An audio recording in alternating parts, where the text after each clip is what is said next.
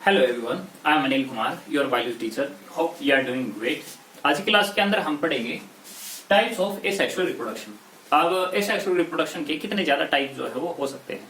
तो asexual reproduction can be fusion, it can B budding, it can B fragmentation, regeneration, हम पढ़ेंगे इसके बारे में, spore formation and vegetative propagation. पिछली वीडियो के अंदर हमने जनरल पढ़ा था कि रिप्रोडक्शन क्या है, रिप्रोडक्शन टाइप क्यों है, हमने क्यों इसको बेसिकली जो है दो पार्ट के अंदर डिवाइड किया गया है। तो जनरली ये सारे कैसे होंगे, यूनिपेरेंटल होंगे। इनके जो भी ऑर्गेनिज्म प्रोड्यूस होंगे वो सारे कैसे होंगे, एक ही पेरेंट से आए हुए हैं तो सारे के सारे क्लोन होंगे। लेट्स से तो स्टार्ट करते हैं हम अपने पहले टाइप के रिप्रोडक्शन से, यानी फ्यूजन से। फ्यूजन का मतलब क्या है? फ्यूजन का मतलब है स्प्लिटिंग। और अगर कोई स्प्लिट होने लग गई, यानी कि उसकी बॉडी ब्रेक होने लग गई है। लेट्स से एक ऑर्गेनिज्म है एंड ऑर्गेनिज्म की बॉडी स्प्लिट होके दो पार्ट के अंदर टूट जाती है, तो उसको हम क्या कहेंगे, एक टाइप का फ्यूजन कहेंगे। अगर दो ही पार्ट में टूटे तो बाइनरी फ्यूजन, अगर दो पार्ट से अगर ज्यादा में टूटता है तो मल्टीपल फ्यूजन। डायरेक्ट सा मतलब है इसका। तो यानी कि जो फ्यूजन है उसको हम दो पार्ट के अंदर डिवाइड कर सकते हैं। एक है हमारा बाइनरी फ्यूजन, एक है हमारा मल्टीपल फ्यूजन। जैसे कि एक सेल है, लाइक अमीबा है। अमीबा को फूड जो है वो ज्यादा सप्लाई होता है, जिससे वो साइटोप्लाज्म जो है वो ज्यादा ग्रो हो जाता है एंड वो दो न्यूक्लियस जो है बनाने लग जाता है। एंड आफ्टर देन उसकी बॉडी के अंदर स्प्लिटिंग जो है वो होने लग जाती है एंड न्यूक्लियस जो है वो सेपरेट होने लग जाता है और अल्टीमेटली दो सेल जो है वो बन जाते हैं। अब जो ये दो सेल बने हैं ये आए कहां से हैं? केवल एक सेल से। अब चूंकि एक सेल से आए हैं और दो सेल बने हैं तो ये सेल कैसी है? पेरेंट। और नीचे वाली कौन सी सेल होगी? डॉटर। तो अगर दो सेल बनी है तो यानी कि नया ऑर्गेनिज्म तो बना है, और अगर एक नया ऑर्गेनिज्म बना है तो इसका मतलब रिप्रोडक्शन हुआ है। तो यानी कि बॉडी को अपने खुद को ही डिवाइड करके अगर दो सेल अगर बनने लग रही है तो उसको हम क्या कहेंगे? बाइनरी फ्यूजन जो है कह देंगे।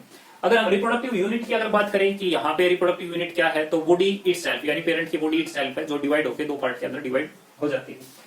अगर हम यहाँ पर देखें तो जो पेरेंट है उसी से ही दो सेल जो है डेवलप हुई है। ये एक पेरेंट था एंड इसी से चल के दो सेल जो है डेवलप हुई है। तो अब मुझे ये बताओ इन दोनों में से पेरेंट कौन सा होगा? एक पेरेंट है, उससे दो डॉटर सेल बनेगी। अब ये पेरेंट होगी या ये पेरेंट होंगे? तो जब भी पेरेंट सेल डिवाइड करती है तो हमें पता ही नहीं होता कि डॉटर सेल है यानी कि पेरेंट सेल है कौन सी। दोनों की दोनों सेल जो है वो न्यू होती है और दोनों की दोनों सेल आगे चल के डिवाइड करके फिर फर्दर जो है दो सेल जो है वो दिखती है। तो व्हाट इट मींस कि जो पेरेंट है उसकी कभी भी डेथ होती नहीं है। जो पेरेंट है वही इट सेल्फ कन्वर्ट हो जाता है न्यू ऑर्गेनिज्म के अंदर, और न्यू ऑर्गेनिज्म के अंदर जो कन्वर्ट हो जाता है यानी कि न्यू ऑर्गेनिज्म के अंदर यूज्ड अप हो जाता है, तो हम कह देते हैं कि unicellular organism organisms are immortal. Mortal के साथ में इम लगा दिया। मोर्टल यानी जिसकी डेथ हो उसकी, एंड इम का मतलब नोट, यानी कि जो मरना सके। यानी एक यूनिसेलुलर ऑर्गेनिज्म के अंदर कभी भी नेचुरल डेथ नहीं हो सकती। भाई नेचुरल का है, इसका मतलब बड़ा सिंपल सा है कि अगर खाना ना मिले तो डेथ हो सकती है, लेकिन नॉर्मली अगर हम ये सोचे कि भाई बूढ़ा होकर जो है फिर उसकी डेथ हो जाएगी, तो ऐसा यूनिसेलुलर ऑर्गेनिज्म के अंदर नहीं होता है, पर्टिकुलरली जिनके अंदर बाइनरी फ्यूजन होता है। अब क्या बाइनरी फ्यूजन एक ही टाइप का है? नहीं, ये भी अलग अलग टाइप के हैं डिपेंडिंग अपॉन किस प्लेन के अंदर इनका डिवीजन होने लग रहा है। Binary fusion can be irregular, it can be longitudinal, it can be transverse और it can be oblique. Amoeba है भाई, अमीबा की कोई शेप साइज स्ट्रक्चर जो है वो नहीं होती, तो उसका डिवीजन यहां से भी हो सकता है, यहां से भी हो सकता है, यहां से भी हो सकता है। यानी अमीबा किसी भी प्लेन में डिवाइड होके अल्टीमेटली दो सेल जो है वो बना सकती है। चूंकि उसके प्लेन का कुछ पता नहीं है कि यहां से कट के बनाएगी या यहां से कट के बनाएगी या यहां से कट के बनाएगी, तो कोई प्लेन उसका डिफाइन नहीं है, तो हम कह देते हैं वो इर्रेगुलर है। ठीक है, उसका कुछ कंफर्म जो है वो नहीं है। लॉन्गिट्यूडिनल का मतलब क्या है? देखिए, अगर आप लॉन्गिट्यूडिनल के ऊपर अगर आप जाते हो तो इसका मतलब ये है कि जैसे कि आपने एक ऑर्गेनिज्म देखा होगा यूग्लिना, और यूग्लिना के पास होता है एक अपना फ्लैजला। वैसे तो दो होते हैं, एक फ्लैजला है, उसका डिवीजन जो है वो हमेशा इस प्लेन के अंदर ही होगा। ऐसे नहीं, ऐसे नहीं, ऐसे नहीं, ऐसे नहीं, सिर्फ बीच में से। जहां पर फ्लैजला है वहीं से डिवीजन होना जो है स्टार्ट होगा, और जब यहां से डिवीजन होना स्टार्ट होगा इसके अंदर, तो फिर उसके बाद में आगे चल के दो दो सेल जो है वो डिवाइड होना स्टार्ट करती है, और अल्टीमेटली दो युग्लिना जो है वो बन जाती है। तो दो युग्लिना बन जाएगी, लेकिन डिवीजन पॉइंट कहां से है, यहां से, इस प्लेन से जो है स्टार्ट होगी। तो चूंकि इसका जो डिवीजन प्लेन है वो ये है, इसी वजह से ये लॉन्गिट्यूडनल बाइनरी फिजन है। हम थोड़े से कुछ और एग्जांपल लेते हैं ट्रांसवर्स के अंदर, जैसे कि पैरामीशियम का आपने नाम सुना है। पैरामीशियम की शेप कैसी होती है, बता सकते हैं? तो पैरामीशियम की जो शेप जो है हमारे स्लीपर की जैसी होती है, उसके पास एक ओरल ग्रू जो है वो प्रेजेंट होता है, एंड इस ओरल ग्रू के द्वारा ये फूड जो है अपनी बॉडी के अंदर लेता है। इसके पास सीलिया जो है काफी ज्यादा होते हैं। तो जो हमारी युग्लिना है, सॉरी हमारा जो पैरामीशियम है, वो केवल और केवल डिवाइड वो यहीं से ही होता है, ऊपर से नहीं, तिरछा नहीं, साइड से नहीं, केवल इसी प्लेन से डिवाइड होगा। और जब इस प्लेन से डिवाइड होगा तो पहले तो ओरल ग्रू जो है वो दो बनेंगे, और जब ये दो बनेंगे फिर उसके बाद में इसकी बॉडी के अंदर फर्दर डिवीजन जो है वो स्टार्ट होगी, और डिवीजन होकर के दो पैरामीशियम बन जाएंगे। तो इसका मतलब ये तो ट्रांसवर्सली, एंड हमारा जो युग्लिना है वो लॉन्गिट्यूडनली जो है डिवाइड होता है। इसी वजह से बाइनरी फिजन के अकॉर्डिंग टू प्लेन अलग अलग टाइप जो हो जाते हैं। अब मैंने एक लिखा है ओब्लिक। ओब्लिक का मतलब क्या है, तिरछा। ऐसे ही एक ऑर्गेनिज्म है, अगर आपको 11वीं क्लास की चीजें अगर याद हो तो वहां पर हमने एक ऑर्गेनिज्म का नाम पढ़ा था जिसका नाम है सीरेटिनियम। जो सीरेटियम है वो एक ऐसा ऑर्गेनिज्म है जिसके पास दो फ्लैजला होते हैं, एंड जब दो फ्लैजला होते हैं तो वो वहां से डिवाइड करता है जहां से उसके दोनों फ्लैजला इकट्ठे जो है डिवाइड हो जाए। अब अगर इस जगह से अगर डिवाइड होता है तो उसके लिए उसका जो प्लेन जो है वो परपेंडिकुलर नहीं, हॉरिजॉन्टल नहीं, बल्कि स्लैंटिंग होता है, यानी तिरछा होता है। तो इसी वजह से किस टाइप का डिवीजन हो गया, ये ओब्लिक। ठीक है, तो यानी कि बाइनरी फिजन अल्टीमेटली करता तो दो ही ऑर्गेनिज्म के अंदर डिवाइड है, लेकिन उसके अंदर भी डिपेंड करता है कि किस प्लेन से जो है वो डिवाइड होने लग रहा है। अकॉर्डिंग टू दैट प्लेन ये अलग अलग टाइप का जो है वो हो सकता है। ठीक है जी। हमारा एक अगला टाइप का डिवीजन है जिसको बोलते हैं मल्टीपल फिजन। अब मल्टी का मतलब क्या है, मैनी, और फिजन का मतलब क्या है, स्प्लिटिंग। अगर कोई एक सेल है वो सेल डिवाइड करे, और डिवाइड करके एक डॉटर सेल नहीं, बहुत सारी अगर डॉटर सेल अगर बना देती है तो हम उसको क्या कहेंगे, मल्टीपल फिजन कहेंगे। लेट्स से एक सेल है, हम उसको नाम देने लग रहे हैं प्लाज्मोडियम। और प्लाज्मोडियम जब हमारी बॉडी के अंदर जाता है, प्लाज्मोडियम पता है क्या होता है वैसे? प्लाज्मोडियम एक ऐसा पैथोजन है, एक यूनिसेलुलर प्रोटिस्ट है जो मलेरिया डिजीज को कॉज करता है। किसके थ्रू ये माइक्रोब हमारी बॉडी के अंदर जाता है, कमेंट करके आप मुझे बताएंगे। ठीक है, इसका वेक्टर कौन है? तो प्लाज्मोडियम जो है अपने चारों तरफ एक सिस्ट बनाता है, अपने चारों तरफ बॉडी के 3 लेयर जो है वो बना देता है। उन लेयर्स बनाने से क्या होगा, उन लेयर बनाने की वजह से जो आउटर इन्वायरमेंट है और इनर इन्वायरमेंट है वो जो है सेपरेट हो जाएगा, जिससे कि इंटरनल इन्वायरमेंट चाहे जैसा भी हो, बाहर चाहे कुछ भी होता हो, तो वो उसको अफेक्ट जो है वो नहीं कर पाएंगे।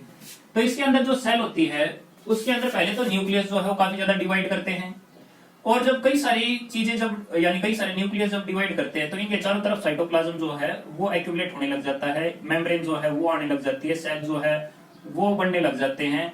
एंड जब ये काम होने लग रहा था तो सिस्ट की जो लेयर जो है वो अभी भी इसके चारों तरफ जो है वो लगी हुई थी। अब चूंकि सिस्ट की चारों लेयर जो है इसके ऊपर लगी हुई थी, इसकी वजह से अंदर जो भी कुछ होने लगा था तो बाहर का इरिस्पेक्टिव दिस कोई भी इसके ऊपर असर नहीं पड़ रहा था। लेकिन जब फाइनल स्टेज आती है तो ये सिस्ट फटता है, और सिस्ट फटने के बाद यहाँ से कई सारी सेल जो है बाहर निकलती है। अब जो ये कई सारी सेल जो बाहर निकलती है वो सारी की सारी सेल कैसी है, प्लाज्मोडियम की है। कई सारी प्लाज्मोडियम जो है वो बन गए, कैसे बन गए, अपने अंदर जो है कई सारी डिवीजन करके।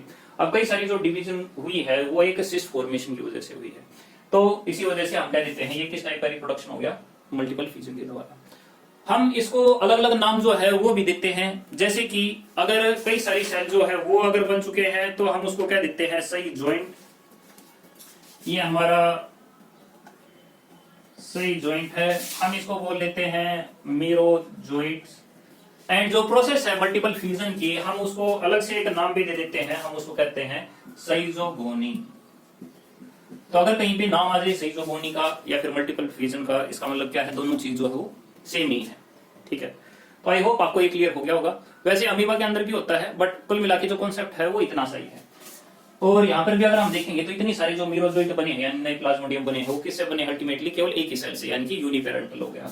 अब चूंकि यूनिपेरेंटल है तो सबके अंदर डीएनए कैसा होगा? वैसा ही होगा जैसे एक पेरेंट का है। अब चूंकि एक पेरेंट का ही डीएनए उनके अंदर है, तो इसी वजह से जितने मीरोजोइट होंगे वो सारे सारे क्लोन ही होंगे। What is clone? Genetically and morphological identicals are called clones. अब बात करते हैं हम बडिंग की।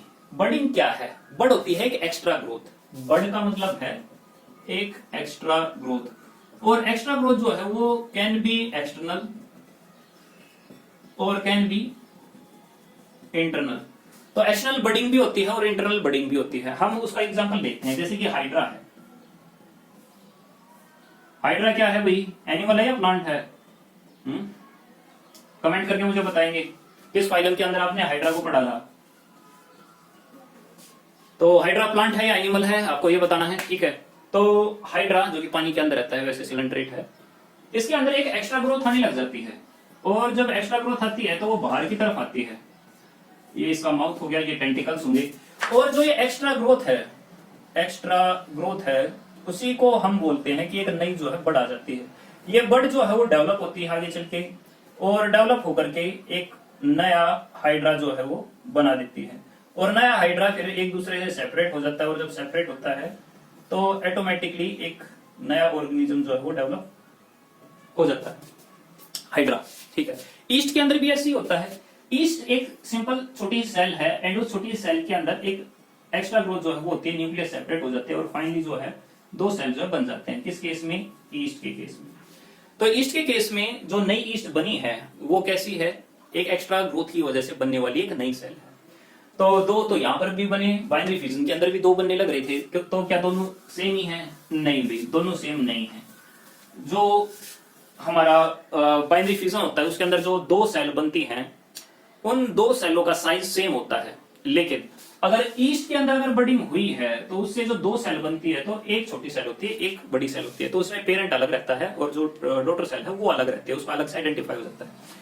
यूनिसेलुलर जो ऑर्गेनिज्म है, अगर उनके अंदर बाइनरी फ्यूजन अगर हुआ है तो दे आर इमोर्टल्स, बट इनके अंदर ऐसा नहीं है कि ये इमोर्टल नहीं है। जो पेरेंट सेल जो है वो अल्टीमेटली जो है डेथ हो जाएगी। बट ऑब्वियसली दोनों जो है एसेक्सुअल टाइप के रिप्रोडक्शन है, तो इसी वजह से सभी के अंदर जो है डीएनए जो है वो सेम होगा। बाकी बडिंग जो है एक्स्ट्रा ग्रोथ की वजह से यहाँ पर जो रिप्रोडक्टिव यूनिट है वो क्या है? बड है, जो कि एक्स्ट्रा ग्रोथ है। जबकि जो हमारा बाइनरी फ्यूजन है उसके अंदर जो रिप्रोडक्टिव यूनिट है वो रिप्रोडक्टिव यूनिट ऑर्गेनिज्म की बॉडी इटसेल्फ है। अब आपने स्पंज को देखा होगा, स्पंज के बारे में पढ़ा है अभी आप लोगों ने। तो जो स्पंज है वो पानी के अंदर पाए जाते हैं, and they are sessile. Porifera की हम बात करने लग रहे हैं। उनके अंदर जो एक्स्ट्रा ग्रोथ डेवलप होती है वो एक्स्ट्रा ग्रोथ बॉडी के बाहर नहीं बल्कि बॉडी के अंदर होती है। तो बड यहां पर बनती है, लेकिन वो बड कहां बनती है? बॉडी के अंदर बनती है, बॉडी के बाहर नहीं बनती। अब बॉडी के अगर अंदर बनती है तो क्या उसका कोई स्पेसिफिक स्ट्रक्चर है? क्या उसका कोई स्पेसिफिक फंक्शन है? बिल्कुल भाई। अगर हम इस छोटी सी ग्रोथ को अगर हम देखें, तो इस छोटी सी ग्रोथ को अगर मैं थोड़ा सा अगर जूम कर दूं यहां पर, तो जूम करने के बाद में हमें यहां पर देखने को मिलेगा कि ये जो बड है उसके अंदर कई सारी सेल्स हैं। एक उसके पास में ओपनिंग भी है, और ये सभी एक थिक कवरिंग से सराउंडेड है। यहां पर कुछ स्पिक्यूल जो है वो अलग से पाए जाते हैं, स्पिक्यूल यानी कांटे, क्योंकि स्पंज है पूरे फ्राइम के अंदर पोर भी होते हैं, और उसके साथ में क्या पाए जाते हैं? स्पिक्यूल जो है वो पाए जाते हैं। तो अगर हम यहाँ पर देखें तो इसके पास क्या क्या है? स्पिक्यूल है, एक ओपनिंग है उसको हम क्या कहते हैं? माइक्रोपाइल जो है वो हम कहते हैं। ये इसका कोट है, थिक कोट। अगर हम बीच में सेल को अगर देखें तो सेल को हम कहते हैं आर्कियोसाइट। आर्कियोसाइट जो है वो टोटियोपोटेंट सेल होती हैं। कैसी सेल हैं? टोटियोपोटेंट। टोटियो का मतलब टोटल यानी फुल बॉडी। अगर ये सेल यहां से अगर बाहर निकल गई तो ये एक नया हाइड्रा जो है वो बना, सॉरी नया जो स्पंज जो है वो बना देंगे। यानी कि आर्कियोसाइट्स आर दो cell which are totipotent cell, and if this cell comes out and get the favorable condition, then they automatically give a new organism। ठीक है, आई थिंक क्लियर हो गया होगा। तो इंटरनल बडिंग होती है स्पंज के अंदर, जो पोरिफेरा है उसके अंदर होती है। उसके बाद में एक हमारा नेक्स्ट टाइप का रिप्रोडक्शन है जिसको हम बोलते हैं फ्रेगमेंटेशन वर्सेस रीजनरेशन। फ्रेगमेंटेशन क्या है? लेट्स से एक स्पाइरोगायरा है। वैसे स्पाइरोगायरा को स्पाइरोगायरा क्यों कहते हैं? बॉडी स्पाइरल शेप की है? नहीं, उसके अंदर क्लोरोप्लास्ट जो है वो कैसा है? स्पाइरल शेप का है। तो जो स्पाइरोगायरा है वो जब भी मैच्योर होती है तो उसकी बॉडी जो है वो ऑटोमेटिकली डिवाइड हो जाती है, और जब ये डिवाइड हुई है तो जो ये छोटे छोटे फ्रैगमेंट है, तो ये छोटे फ्रैगमेंट नई स्पाइरोगायरा को जो है डेवलप कर देते हैं। नई स्पाइरोगायरा जो डेवलप हुई है, नई स्पाइरोगायरा जो डेवलप हुई है वो किससे हुई है? एक छोटे से फ्रैगमेंट से हुई है। अगर एक छोटा सा फ्रैगमेंट एक नया ऑर्गेनिज्म अगर डेवलप कर दे तो हम उसको क्या कहेंगे? फ्रैगमेंटेशन कहेंगे। ठीक है, क्या ये रीजनरेशन भी है? रीजनरेशन क्या होता है? जनरेशन ऑफ द ऑर्गेनिज्म, या फिर लॉस्ट पार्ट, या फिर recovery of the lost part, या फिर formation of new organism from the existing one. तो रीजनरेशन जो है वो दो टाइप की हो सकती है। एक है एपीमॉर्फोसिस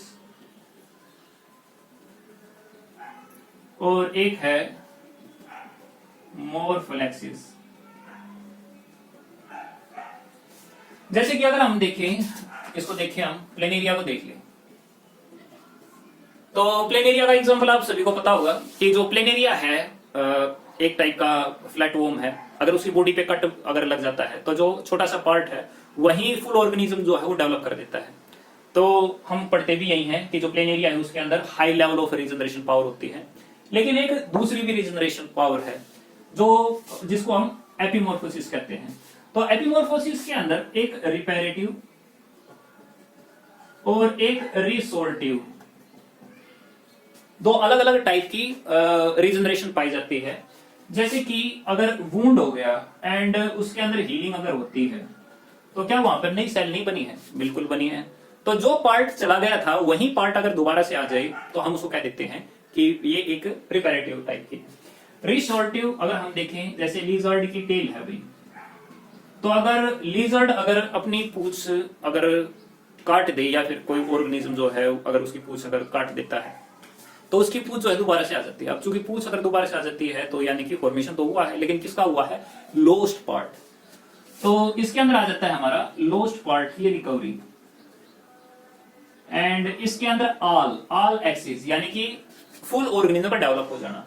तो अगर एपीमॉर्फोस, अगर मैं इसकी अगर बात करता हूं फ्रेगमेंटेशन की एंड मोरफोलेक्सिस की, तो एज सचिन दोनों के बीच में कोई बड़ा डिफरेंस नहीं है, छोड़कर सिर्फ इतना कि जो हमारा फ्रेगमेंटेशन है वो होता है इस वजह से because of the natural instinct, but जो हमारा मोरफोलेक्सिस है वो मोरफोलेक्सिस होता है because of the external event. बाहर से कुछ ना कुछ ऐसा होता है जिसकी वजह से, बाहर जो है कुछ ना कुछ ऐसा होता है जिसकी वजह से बॉडी जो है ऑर्गेनिज्म की वो डिवाइड होती है।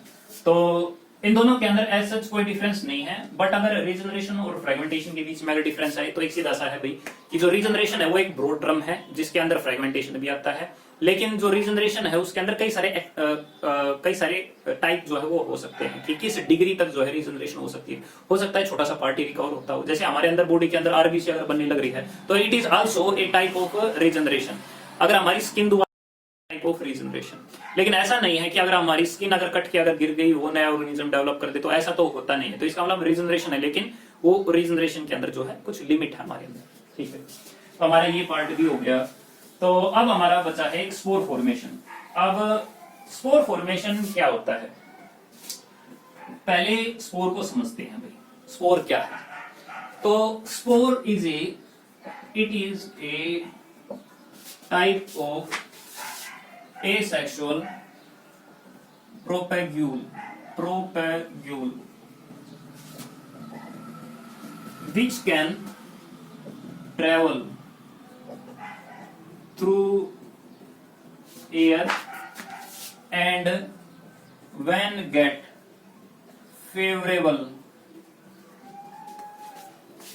favorable condition, then it germinate to give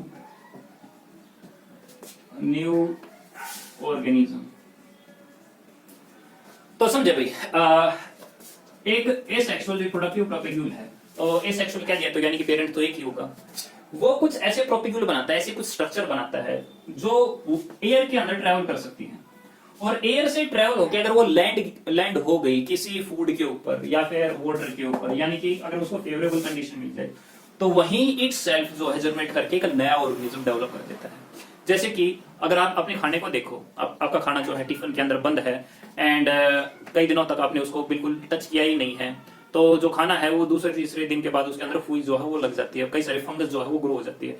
अब फुई और फंगस जो है कहां से आई, क्या बाहर से आई, टिफिन तो आपका बंद था, तो इसका मतलब क्या है कि ये पहले से टिफिन के अंदर, टिफिन के अंदर खाने के अलावा क्या था, एयर थी, तो एयर जब भी पास होती है तो वहां पर अलग से जो है एक फेवरेबल कंडीशन आने को जर्मिनेट करके जो है एक नया जो फंगस जो है बन सकता है। आपने बारिश के टाइम पे देखा होगा, जब भी बारिश होती है तो कई जो है थोड़ी थोड़ी हर जगह कहीं भी जो है उग जाती है, प्लांट भी छोटे मोटे जो कहीं पे उग जाते हैं। व्हाट इट मींस कि वहां पर पक्का पहले से ही कुछ स्पोर जो है वो रहे होंगे, but they haven't get any water, लेकिन जैसे वाटर मिला तो जर्मिनेट करके जो है काई बना दी, प्लांट जो है वो बना दिया। तो व्हाट इट मींस कि there are different ways of reproduction and spore formation जो है एक यूनिक टाइप का रिप्रोडक्शन है। उसका बेनिफिट यही है कि अगर ऑर्गेनिज्म की अगर डेथ होती हो तो वो अपनी नेक्स्ट स्पीसीज को बचा सकता है, यानी कि नेक्स्ट जनरेशन को जो है बचा सकता है। कैसे, स्पोर प्रोड्यूस करते एंड वो एयर से ट्रैवल करता हुआ दूसरी एरिया के अंदर चला जाएगा एंड वापस जर्मिनेट करके फिर दोबारा से नया ऑर्गेनिज्म जो है वो डेवलप हो जाएगा।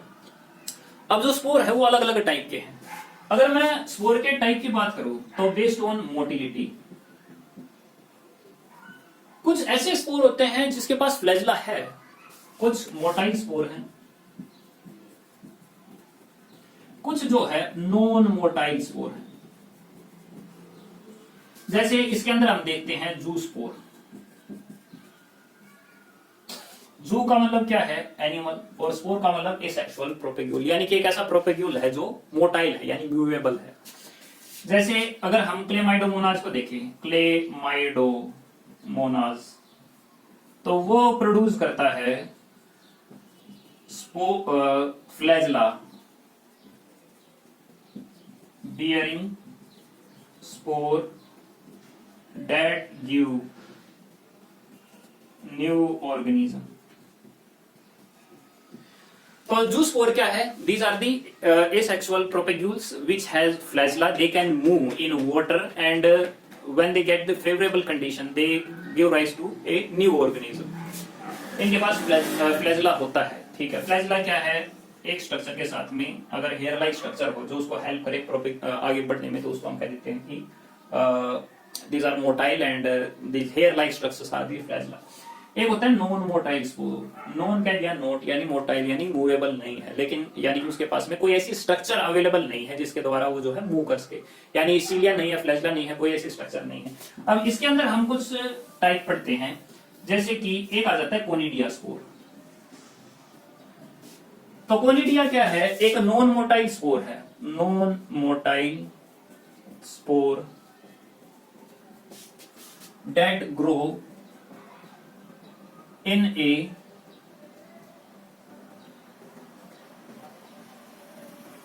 conidiophore stalk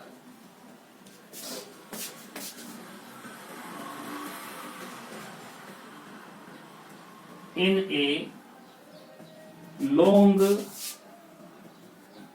constriction particle when released give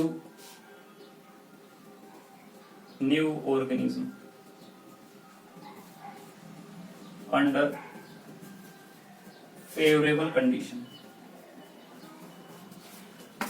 तो एक स्टाक है भाई, एंड उस स्टाक के ऊपर एक लंबी सी चेन जो है वो लगी रहती है, एक लॉन्ग कॉन्स्ट्रिक्शन चेन जो है वो लगी हुई है पार्टिकल्स की। किसके ऊपर, एक स्टाक के ऊपर, उसका नाम है क्या, कोनिडियोफोर। कोनिडियो तो एक टाइप का स्पोर हो गया, एंड फोर यानी कि बेयरिंग स्ट्रक्चर, यानी कोई ऐसी स्ट्रक्चर है जिसके द्वारा जो है कई सारे स्पोर जो है एक दूसरे के साथ जुड़े हुए हैं एंड कॉन्स्ट्रिक्टेड है।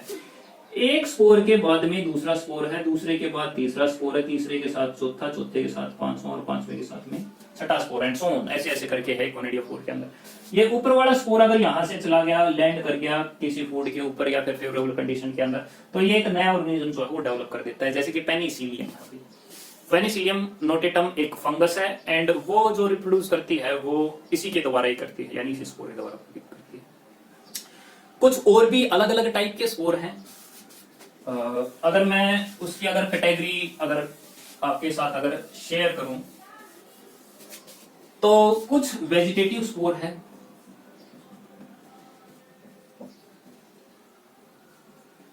वेजिटेटिव स्पोर यानी कि जो थैलस है, यानी कि जो बॉडी है ऑर्गेनिज्म की, वही छोटे छोटे प्रोपेग्यूल के अंदर कन्वर्ट हो गई एंड वही थैलस की बॉडी ही नए आगे चल के ऑर्गेनिज्म जो है वो बनाने लग रही है। जैसे कि अगर हम एग्जांपल देखें तो ओइडिया स्पोर, तो ओइडिया स्पोर के अंदर खुद की जो बॉडी जो है वही छोटे छोटे प्रोपेग्यूल बनाती है और नए नए जो ऑर्गेनिज्म जो उसको डेवलप कर देती है। कुछ होते हैं थिक वॉल स्पोर, तो एक प्रोपेग्यूल है लेकिन उसके चारों तरफ जो बाउंड्री है वो काफी ज्यादा स्ट्रॉन्ग है, उसके ऊपर वॉल है, ठीक है, जैसे कि क्लेमाइडिया स्पोर है भी।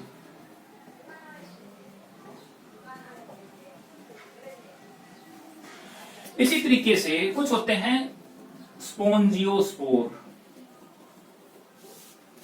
तो एक स्पोंजियो तो स्पोर है एंड वो एक एंजिया के अंदर है। तो अगर किसी सैक के अंदर सैक हैज स्पोर तो उनको हम कह देंगे स्पोंजियोस्पोर।